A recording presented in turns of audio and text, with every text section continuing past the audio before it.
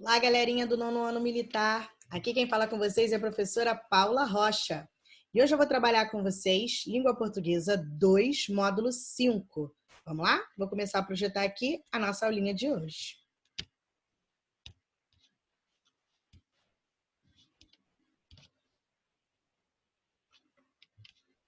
Vamos lá, galera. Língua Portuguesa 2, professora Paula Rocha, módulo 5, verbos 2.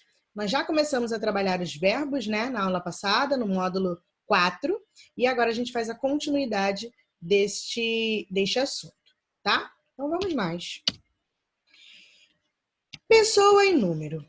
Como é que funcionam, né, essas duas categorias em relação ao verbo? Primeiro, as pessoas do discurso são 3 e se flexionam em número. Ou seja, geralmente, né, nós estudamos em conjunto, tanto as pessoas quanto os números. Isso na aula passada, inclusive, no módulo anterior, vocês viram como uma desinência número pessoal. Lembra que o nome da desinência era essa? Porque número e pessoa geralmente caminham em conjunto. Então, eu tenho 3 pessoas do discurso que vão se flexionar em número, ou seja, em singular e plural. Quem é essa primeira pessoa? A primeira pessoa do discurso é aquela que fala, é o emissor. É o equivalente ao eu, ao nós, por exemplo. Então, vocês conhecem como primeira pessoa do singular, primeira pessoa do plural. Quem é essa segunda pessoa do discurso? É o elemento que indica com quem se fala, é o receptor. Você conhece como tu e o vós, né? Segunda pessoa do singular, segunda pessoa do plural. Terceira pessoa ainda do discurso é de quem se fala, o nosso referente, tá? E aí você conhece como ele ou eles.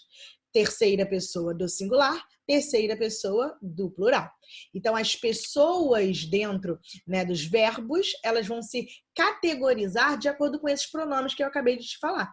Então, por exemplo, vamos lá. Eu comprei. Comprei equivale à primeira pessoa do singular. Nós compramos. Compramos equivale à primeira pessoa do plural. Então, os verbos que vão acompanhar esses pronomes que eu acabei de explicar para vocês serão aqueles equivalentes à primeira, segunda e terceira pessoa do plural e do singular. Por exemplo, ele saiu. Saiu é um verbo de terceira pessoa do singular. Agora, eles saíram. Saíram é um verbo de terceira pessoa do plural. Então, os verbos que acompanham estes pronomes, eu, tu, ele, nós, vós, eles, serão os verbos correspondentes à primeira, segunda e terceira pessoa do singular, primeira, segunda e terceira pessoa do plural. Então, essas são as pessoas e números dentro dos verbos, das nossas formas verbais. Belezinha? Continuando. Modo. Como é que esses verbos, né, vão se classificar de acordo com o modo? Existem 3 modos aqui dentro dos verbos.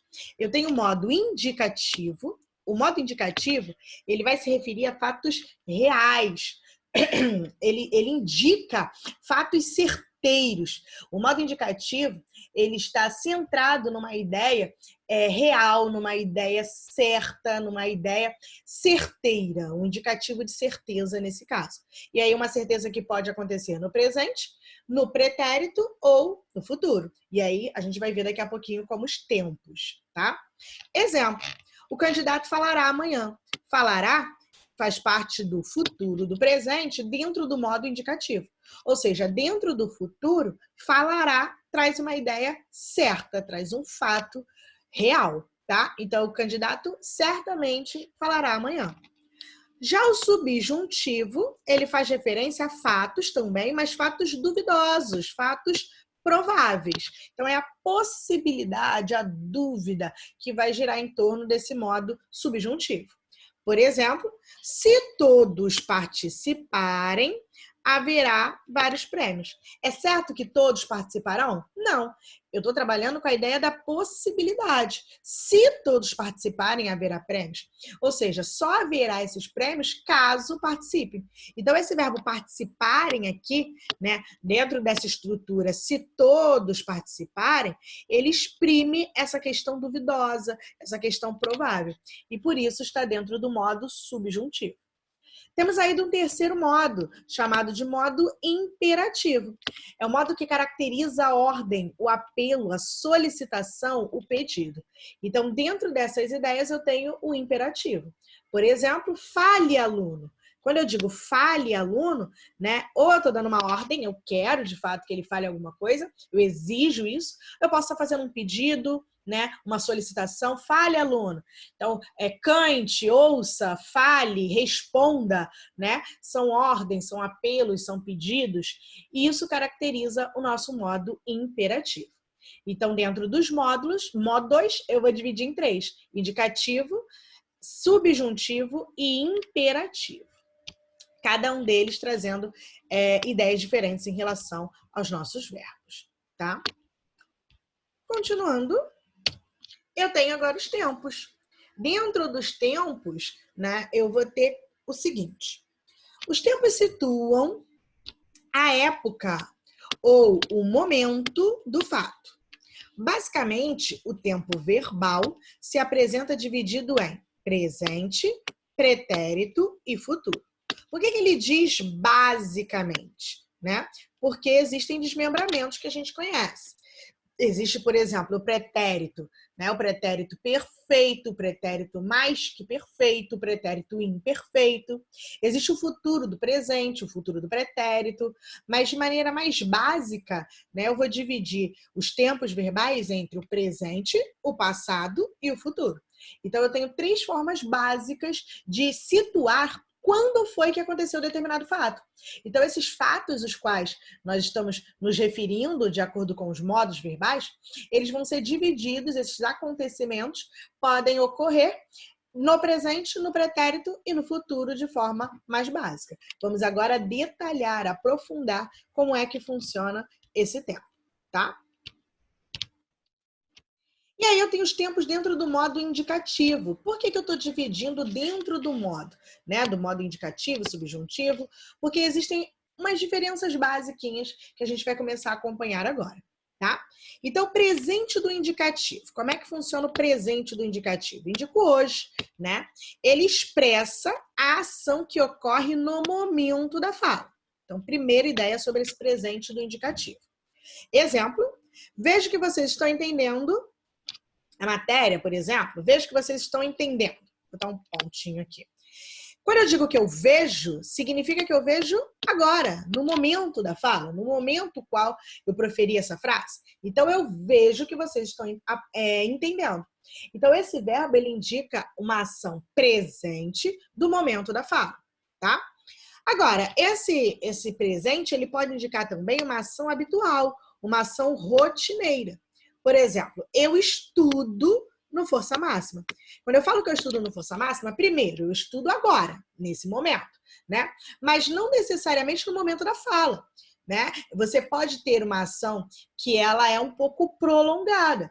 Vamos supor que eu estudo no força máxima o ano inteiro, pelo ano de 2020, né? Então, é uma ação que ela não acontece apenas no momento da fala. É uma ação que ela é prolongada dentro do presente. Eu estudo no força máxima agora, mas eu estudo durante, né, um determinado tempo. Então, é uma ação habitual, é uma ação rotineira dentro desse presente. Pode ser que no ano que vem eu continue estudando, aí já é futuro, eu estudarei.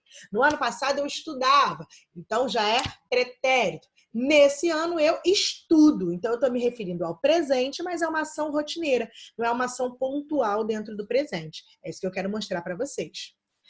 Pode indicar uma terceira coisa aqui ainda, ó, um fato ou verdade indiscutível. Por exemplo, o céu é azul. Não significa que é só agora, no momento da fala. Não significa necessariamente que é uma ação habitual ou rotineira, mas é um fato, é uma coisa que você não pode questionar, é uma verdade absoluta. Por exemplo, o homem é mortal. Esse é um verbo que está no presente porque ele indica um fato, uma verdade indiscutível, inquestionável. Aqui do lado, na próxima coluna, eu tenho agora o popular, né? Eu posso usar como uma ação futura no popular, no dia a dia. A gente acaba cometendo frases como essa. Por exemplo, ele viaja amanhã. Percebam o seguinte, se eu estou indicando amanhã, se eu tenho essa marca amanhã, é uma marca de futuro, né? O verbo mais adequado a ser utilizado aqui deveria ser ele viajará amanhã. Mas vocês percebem que no popular, no nosso dia a dia, na nossa fala cotidiana, é comum haver frases assim, ele viaja amanhã. Você usou esse verbo viaja no presente, mas para indicar uma ação futura. Lembrando que isso é uma fala popular. Então, atenção. Caso apareça numa prova de concurso, né, em qual alternativa eu tenho um verbo no presente, indicando uma fala popular para uma ação no futuro? Aí vocês podem marcar uma frase como essa. Mas isso consiste ao popular e não ao gramatical. Gramaticalmente, você deveria usar o verbo no futuro. Tá? Então, só caso haja numa prova de concurso indicando o presente como uma ação futura, beleza? Ainda fechando aqui, eu tenho um presente histórico. Peraí que eu risquei demais, deixa eu apagar e fazer aqui de novo para vocês. Eu tenho um presente histórico, um presente narrativo, tá? Ou seja, dentro das narrativas, geralmente se usa o passado. Você vai contar uma história que já aconteceu. Então, geralmente, é comum usar verbos no passado. Porém, pode ser que dentro da narrativa ocorra esse presente histórico. Ocorra um verbo, tá, que no presente faz parte de ações históricas. Por exemplo, e em 1500, Pedro Álvares Cabral descobre o Brasil. Eu usei um verbo no presente para relacionar um fato que aconteceu em 1500, dentro de uma narrativa histórica. A gente chama isso de um presente histórico. Eu estou relatando algo que já aconteceu, um fato histórico que já aconteceu, mas eu usei um verbo no presente. Então, é o presente histórico, é o presente dentro da narrativa. Geralmente, isso dá mais dinamicidade à narrativa, tá? Faz com que a narrativa fique mais próxima ao leitor. Isso é um recurso narrativo, tá? Continuamos, então. E aí eu coloquei aqui para vocês, né, um exemplo de verbos conjugados no presente do indicativo. Então, aqui eu tenho o verbo de primeira conjugação, verbo amar, terminado em ar. Segunda conjugação, verbo correr, terminado em er. Terceira conjugação, verbo subir, terminado em ir. E aí eu tenho eu amo, tu amas, ele ama, nós amamos, vós amais e eles amam. Eu corro, tu corres, ele corre, nós corremos, vós correis e eles correm. Eu subo, tu sobes, ele sobe, nós subimos, vós subis e eles sobem. Continuando nossa aulinha de hoje. Tempos do modo indicativo, agora relacionado ao pretérito perfeito. O pretérito perfeito é mais simples, né? Tem menos desmembramentos. Ele indica um ontem, ou seja, uma ação já concluída. Então, uma ação que começou no passado, terminou no passado, já foi concluída. Por exemplo, eu acordei tarde. Significa que isso já aconteceu, né? Eu já acordei, essa ação já começou e já terminou lá no passado. Eu já acordei e já fiz várias outras atividades ao longo do meu dia, por exemplo. Então, é uma ação que começou e terminou no passado, né? Por exemplo, eu abri o livro, eu já fiz isso, já aconteceu essa ação já foi concluída, o livro já está aberto, por exemplo. Eu comi salada, eu já comecei, já terminei, foi uma ação que já foi concluída no passado. Então, são os verbos do pretérito perfeito do indicativo.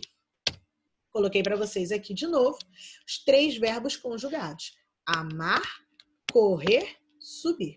E aí eu tenho o pretérito perfeito do indicativo. Eu amei, tu amaste, ele amou, nós amamos, vós amastes, eles amaram. Eu corri, tu correste, ele correu, nós corremos, vós correstes, eles correram. Eu subi, tu subiste, ele subiu, nós subimos, vós subistes e eles subiram. São 3 verbos conjugados no pretérito perfeito do indicativo. Agora eu tenho o pretérito imperfeito do modo indicativo. É aquela época, o que acontecia, pensa por esse modo, o que acontecia naquela época, né? Eu tenho como marca aqui desse pretérito imperfeito as terminações em vá e as terminações em ia, né? Então, por exemplo, estudava, cantava, pulava, ou ainda comia, né, fazia. Essas terminações em vá, essas desinências, como vocês aprenderam no módulo passado, né, desinência modo temporal, vá e ia, indicam que o verbo está no pretérito imperfeito do indicativo. são desinências modo-temporais. O que vai expressar, então?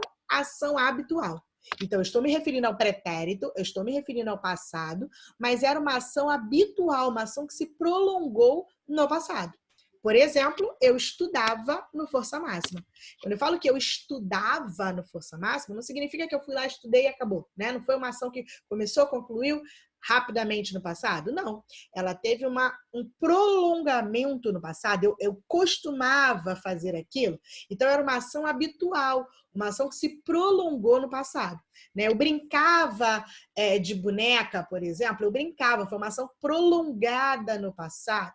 Eu lia histórias infantis, então foi uma ação que se prolongou no passado, uma ação habitual no passado.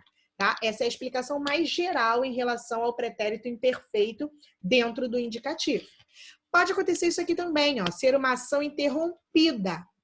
Por exemplo, eu comia um brigadeiro quando ele caiu no chão. Então, eu estava fazendo uma determinada ação quando ela foi interrompida. Então, isso também, esse comia, também é uma ideia de pretérito imperfeito do indicativo.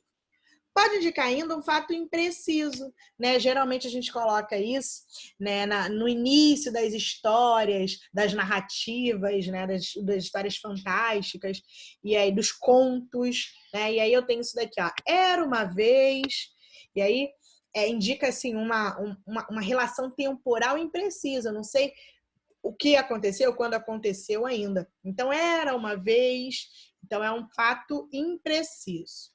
Aqui do lado eu coloquei o popular. Popularmente, usa-se como futuro do pretérito. Como é que isso acontece, professora? Presta atenção aqui no exemplo. Se você estudasse, passava de ano. O que deveria ser aqui, ó, nesse passava? Deveria ser o futuro do pretérito. Como é que ficaria o futuro do pretérito? Quem é que lembra? Quem é que sabe? Se você estudasse, passaria de ano, né? Futuro do pretérito. Só que, olha o que eu coloquei aqui. Se você estudasse, passava de ano.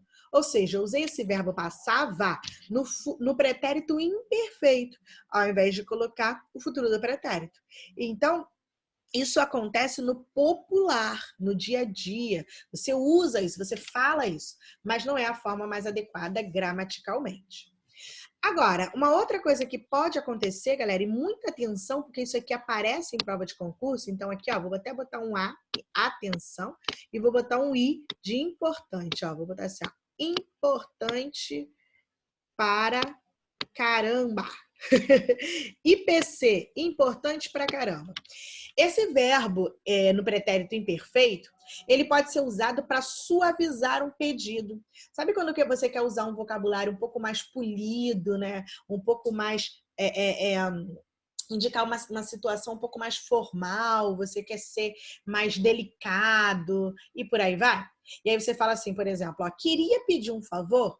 Ou quando você fala assim, gostaria de tal coisa. Ou seja, você quer tentar ser um pouco mais suave, você quer tentar, né, ser mais agradável, é nesse sentido, tá?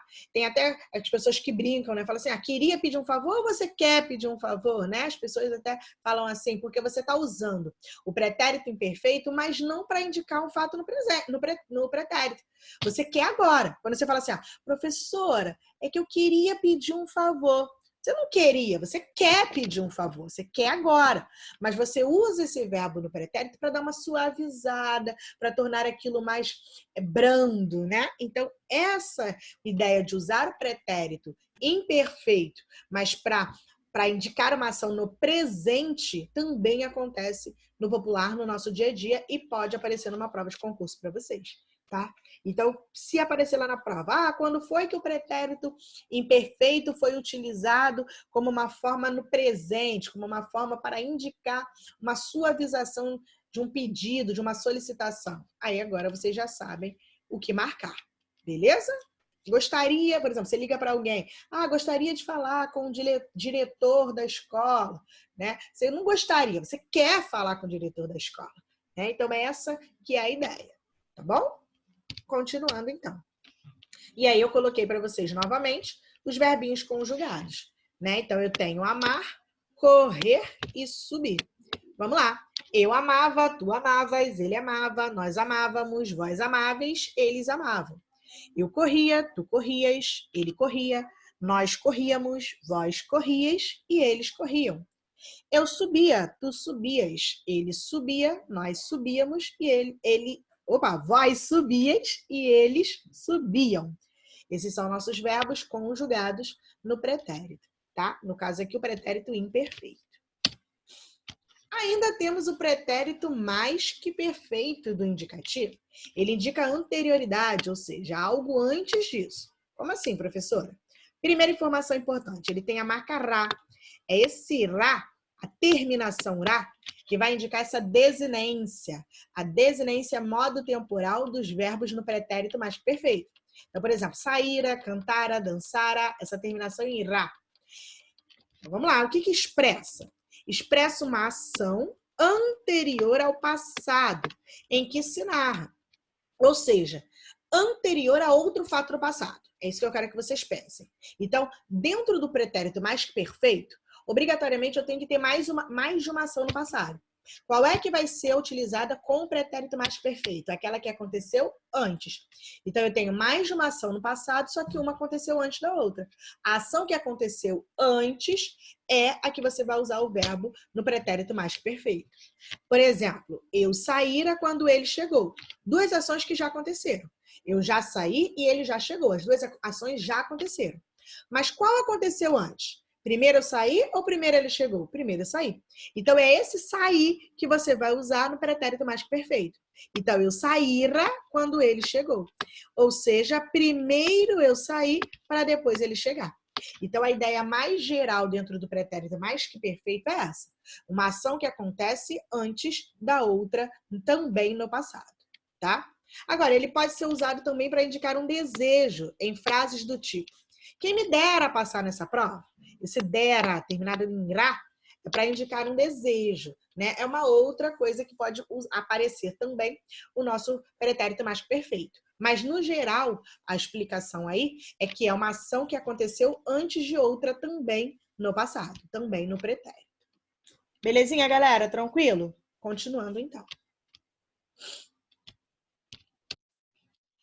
Verbinhos conjugados no nosso pretérito mais que perfeito. Eu amara, tu amaras, ele amara, nós amáramos, vós amareis, eles amaram. Eu correra, tu correras, ele correra, nós corréramos, vós correreis, eles correram. Eu subira, tu subiras, ele subira, nós subíramos, vós subireis e eles subiram. Nossos verbinhos conjugados agora no pretérito mais que perfeito. Ainda temos o futuro do presente, indica o amanhã, o nosso futuro, né? Quais são aí as desinências re e a desinência ra? São as terminações que indicam que o verbo está no futuro do presente. O que ele vai expressar? Primeiramente o básico, né? Uma ação futura. Então, olha como é que eu tenho aí. Eu viajarei, né? Amanhã, por exemplo, semana que vem. Então, eu viajarei. Esse viajar está no futuro do presente, tá? Eu viajarei, eu comprarei, eu sairei, né? Nós sairemos e por aí vai.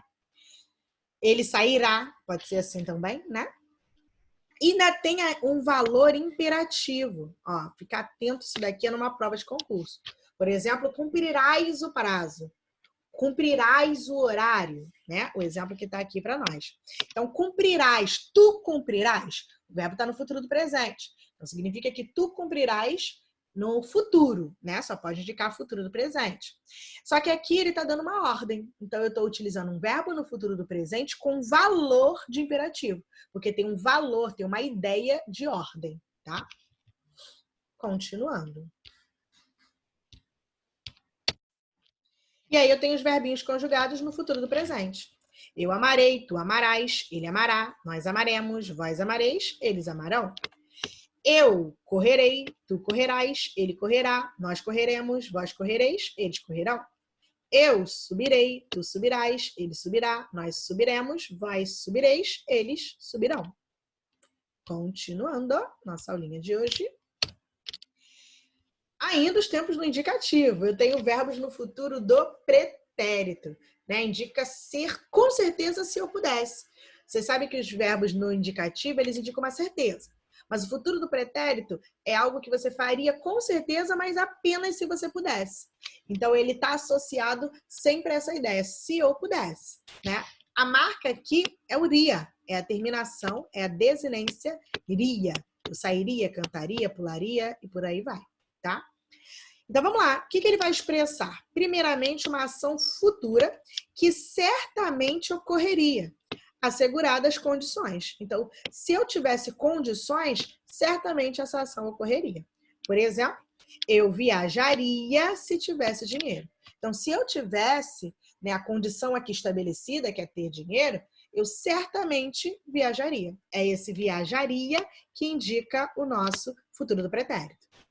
Outro, delicadeza na ação, né? Tá aqui, assim, um pouco complexo, mas é delicadeza na ação do presente, no presente. Então, por exemplo, de novo, aquilo que eu já tinha falado para vocês lá atrás. Eu recomendaria repouso para você. Ou seja, eu estou tentando ser delicado, sutil, e aí eu uso isso daqui, ó. Eu recomendaria repouso para você. Na verdade, eu recomendo, mas sendo sutil, sendo mais delicado, eu posso usar essa terminação ia. E aí fica, eu recomendaria repouso para você. Pode indicar também uma ação incerta no passado. Então, por exemplo, teria ele declarado isso? Quando eu falo teria ele declarado isso, traz uma ideia incerta. Eu ainda não tenho certeza se ele declarou mesmo isso. Então, podem acontecer frases desse tipo. Mas, no geral, tá? A explicação aqui mais geral sobre o futuro do pretérito é essa primeira. Uma ação futura que certamente ocorreria dentro das condições estabelecidas. Continuando. Com certeza, se eu pudesse. E aí eu tenho aqui, ó, eu amaria, tu amarias, ele amaria, nós amaríamos, vós amarias e eles amariam. Eu correria, tu correrias, ele correria, nós correríamos, vós correrias e eles correriam. Eu subiria, tu subirias, ele subiria, nós subiríamos, vós subirias e eles subiriam. Nossos verbinhos conjugados aqui. Beleza, galera? Continuando. Tempos agora no indicativo dentro do futuro do pretérito. Opa, eu voltei ao invés de avançar. Peraí, vamos continuar. Isso aqui eu já mostrei para vocês. Então, avançando, que isso aqui eu também já mostrei. Futuro do presente. Agora vamos ao nosso futuro. Opa, peraí. Professora, você já falou desse futuro, professora? Peraí, gente. Deixa eu avançar para vocês, então. Já falei.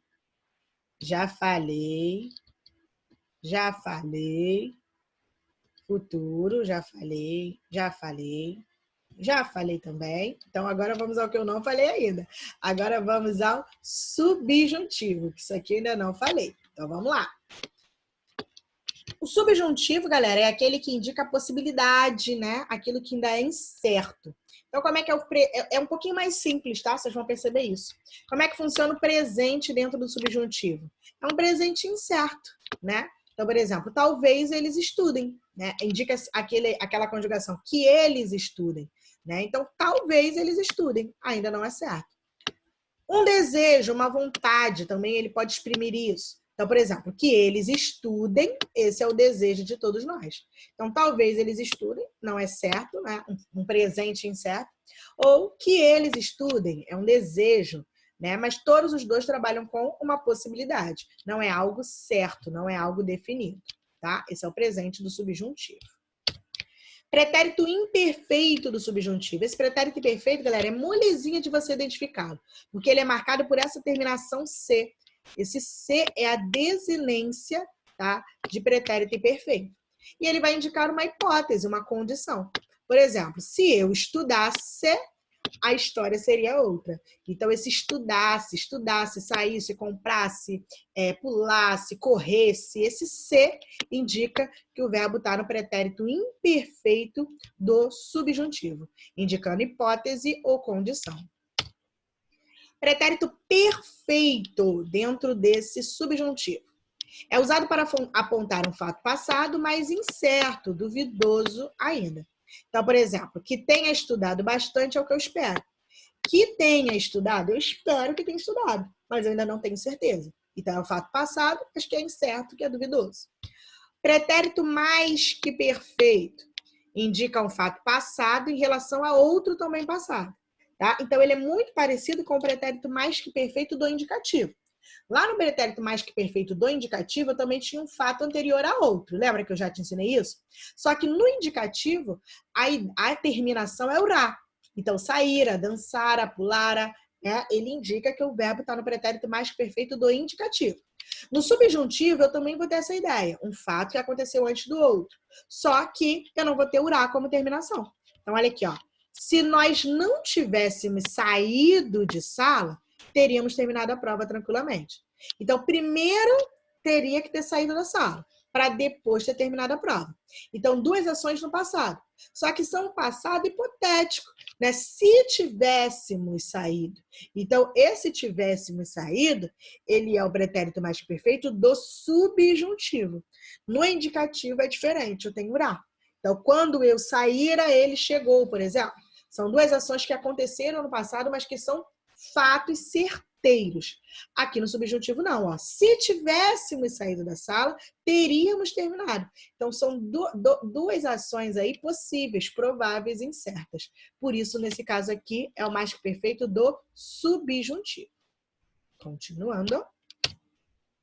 Futuro, agora do subjuntivo. Indica o futuro já concluído em relação a outro também no futuro. Tá? Então, olha só a condição aqui para ser o futuro do subjuntivo. São duas ideias no futuro. Só que uma já tem que ter sido concluída quando a outra acontecer. Então, por exemplo, quando eu voltar, saberei o que fazer. Então, lá no futuro eu só saberei o que fazer quando lá no futuro eu voltar. Então, a marca aqui do futuro do subjuntivo é esse R no final. Então, é voltar, dançar, cantar, beber. Então, quando eu fizer alguma coisa, então, quando eu voltar, quando eu beber, quando eu sair, e por aí vai. Tá? A marca de futuro do subjuntivo, a desinência, é o R no final do verbo. Continuando nossa aulinha. Agora eu tenho o imperativo. O imperativo é um pouco mais simples, vocês vão perceber, porque ele não é dividido nos tempos verbais, não. Eu tenho imperativo afirmativo, eu tenho imperativo negativo. Lembrando que o imperativo, já mostrei para vocês, indica a ordem, pedido, solicitação e por aí vai. Então, aqui botei para vocês o verbo amar como exemplo, e aí eu tenho o verbo amar no afirmativo e no negativo. Então, ama tu, ame ele, ela, amemos nós, amais vós, amem eles e elas. Ou elas, né? E no negativo, a mesma coisa. Na verdade, né? A mesma forma de imperativo, né? Mas eu tenho diferenças aí em relação às conjugações. Então, ó, não ames tu, não ame ele ou ela, não amemos nós, não ameis vós e não amem eles e elas. Continuando. Formas nominais do verbo. A gente já viu um pouquinho sobre isso na aula passada, no módulo anterior. Então, aqui só para confirmar com vocês. Eu tenho as formas nominais de infinitivo, gerúndio e particípio. Quando é que as formas nominais estão no infinitivo? Verbos terminados em R, né? Julgar, correr, sorrir. Quando é que eu tenho formas nominais no gerúndio? Verbos terminados em NDO. Julgando, correndo, sorrindo. Quando é que eu tenho formas nominais no particípio? Verbos terminados nesse do, né? Julgado, corrido, sorrido. Então, são verbos aqui, né, em suas formas nominais, de infinitivo, gerúndio e particípio. Vozes verbais. Agora eu tenho aqui, né, vocês já viram também essa matéria em módulos anteriores, então só para dar uma recapitulada aqui também. Nós temos a voz ativa, nós temos a voz passiva e a voz reflexiva. Como é que eu sei que um verbo está naquela frase, ele está na voz ativa? A voz ativa ocorre quando o sujeito pratica a ação do verbo. Então, toda vez que o sujeito praticar a ação do verbo na frase, significa que se trata da voz ativa. Então, por exemplo, a torcida aplaudiu a seleção. Quem aplaudiu a seleção? A torcida. Então, a torcida é o nosso sujeito, tá? O verbo é aplaudir. A torcida que é o sujeito pratica a ação de aplaudir? Sim, é a torcida que está aplaudindo. Então, é a torcida que está praticando a ação do verbo. Significa, então, que nós temos a voz ativa. Então, toda vez que o sujeito praticar a ação do verbo, trata-se da voz ativa. Voz passiva. Na voz passiva, agora eu tenho o contrário. O sujeito é paciente, ou seja, ele recebe a ação do verbo, ele sofre a ação do verbo. E aí a voz passiva ela vai ser dividida basicamente em duas. Eu tenho a voz passiva analítica e eu tenho a voz passiva sintética. Quando é que eu tenho voz passiva analítica? É aquela que apresenta um verbo auxiliar, que pode ser, estar, ficar, mais um particípio do verbo que indica ação. Então, vamos ver como é que isso funciona. A seleção brasileira foi aplaudida pela torcida. Então, eu tenho a locução verbal foi aplaudida. Verbo auxiliar, né? Aqui conjugado como foi. E aplaudir, que é o verbo que indica ação. Então, uma locução verbal, foi aplaudida. Quem foi aplaudida? A seleção brasileira. Então, a seleção brasileira é o nosso sujeito. Beleza? Então, vamos lá. Esse sujeito agora, a seleção brasileira, pratica a ação de aplaudir ou recebe a ação de ser aplaudida? Pensa aí comigo. Recebe a ação. Se o sujeito sofre a ação, recebe a ação verbal, essa frase está na voz passiva. Primeira coisa. Agora, por que aqui é voz passiva analítica? Porque eu tenho locução verbal. Eu tenho esses dois verbinhos que indicam apenas uma ação. Foi aplaudida a locução verbal.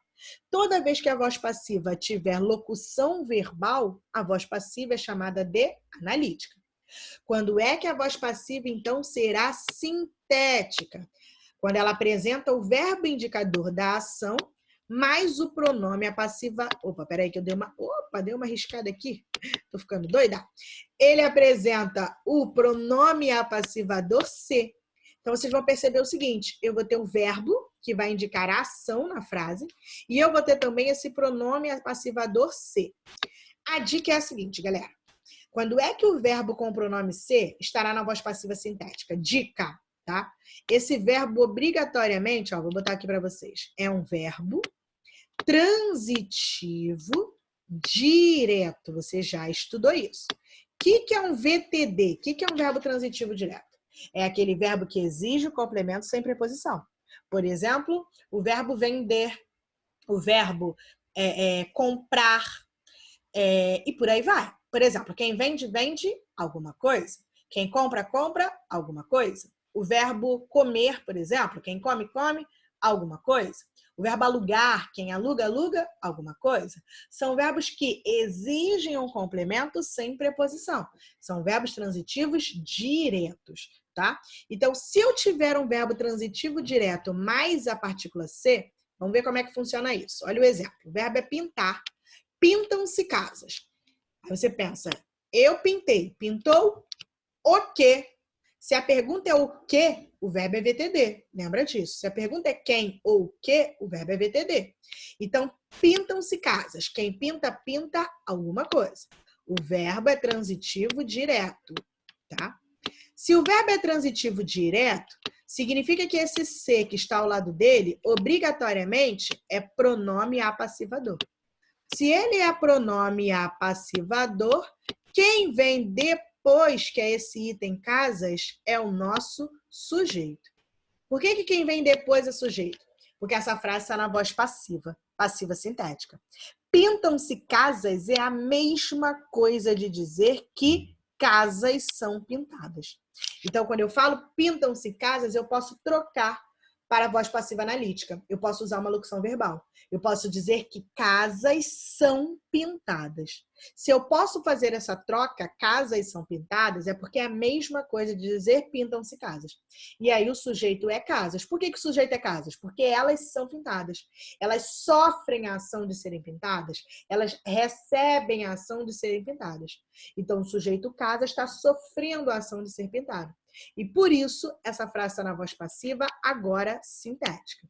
Então, de novo, professora, como é que eu sei que é a voz passiva sintética? Primeira coisa, troca para analítica. Então, eu tenho pintam-se casas, você troca para casas são pintadas. Outro exemplo, vendem-se casas, você troca para casas são vendidas.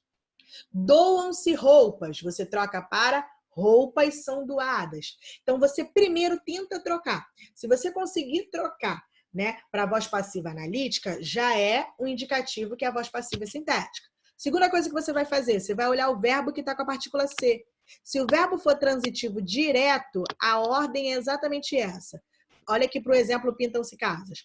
O verbo é transitivo direto, o se é pronome apassivador, essa frase está na voz passiva, e casas, e o elemento que vem depois, obrigatoriamente é sujeito.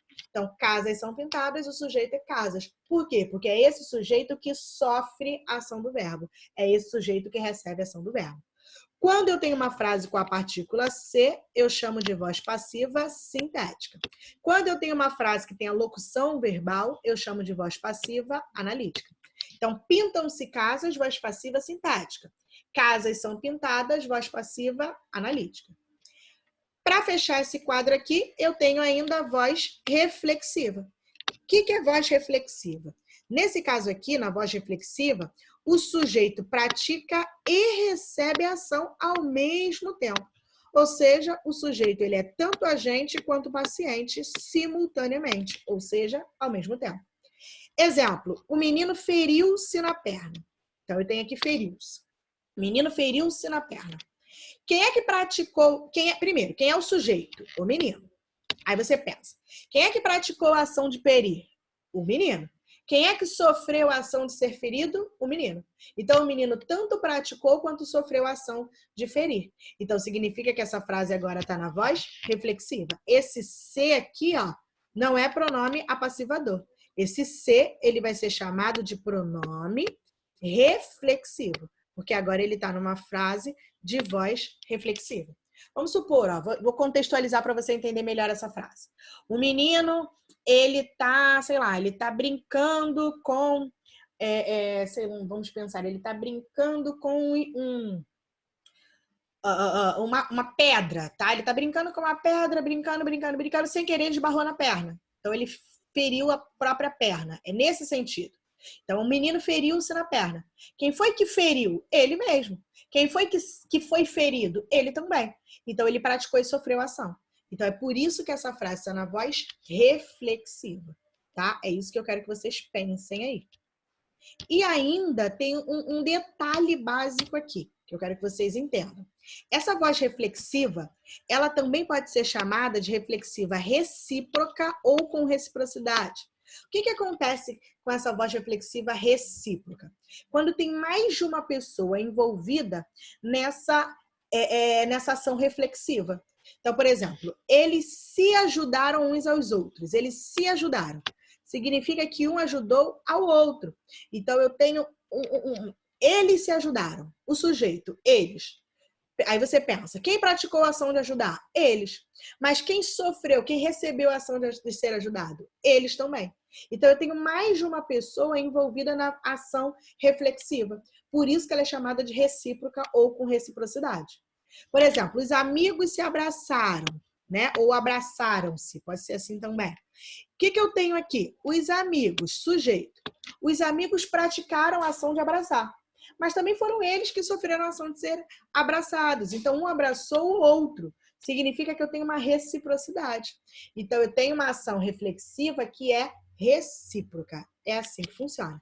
É quando eu tenho mais de uma pessoa envolvida nessa ação reflexiva, tá? E aí eu tenho os exercícios que eu vou realizar com vocês lá na aula ao vivo. Então, na aula ao vivo, nós teremos aí, ó, vários exercícios a serem resolvidos, tá?